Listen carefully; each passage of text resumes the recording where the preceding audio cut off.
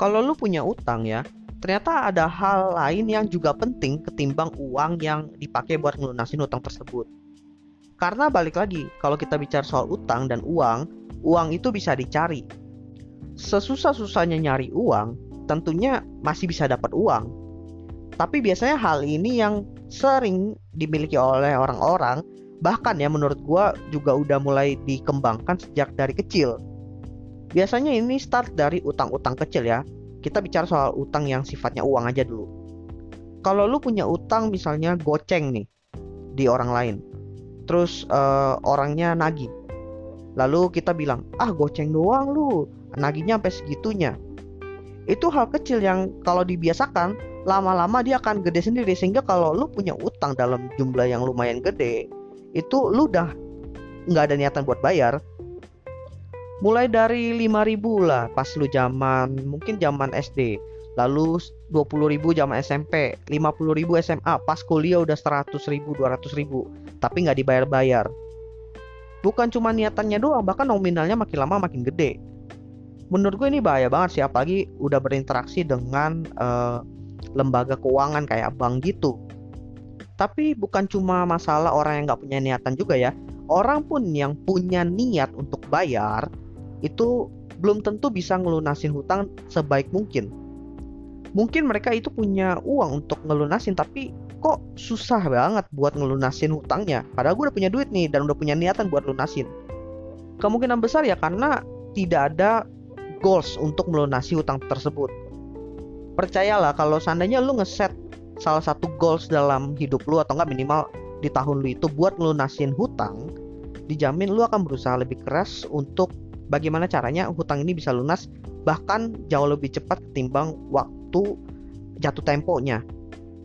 Hutang itu sendiri juga bisa dibilang sebagai salah satu bom waktu yang bisa meledak kapan aja. Makanya sebaiknya diselesaikan secepat mungkin.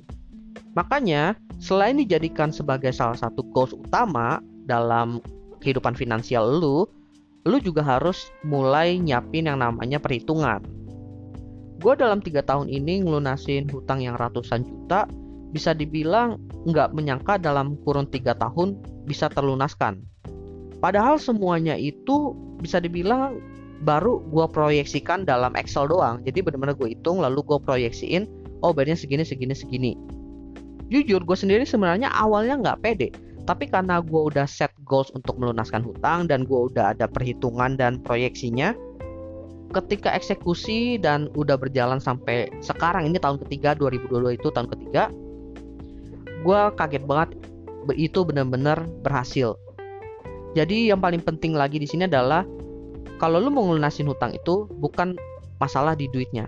Yang pertama lu harus punya niatan, yang kedua lu itu harus punya goals atau menjadikan lunas hutang itu sebagai salah satu tujuan utama lu, dan yang ketiga lu harus nyiapin perhitungannya juga.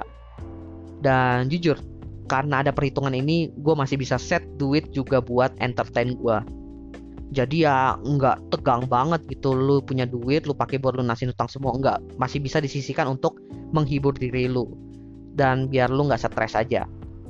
By the way, gue akan mulai upload nih konten eksklusif ya buat Opsiana Podcast di karyakarsa.com, dimana di sana itu ada konten tentang content creation, product development, dan akan ada satu konten baru nih.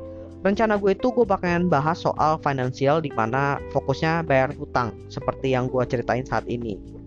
Kenapa?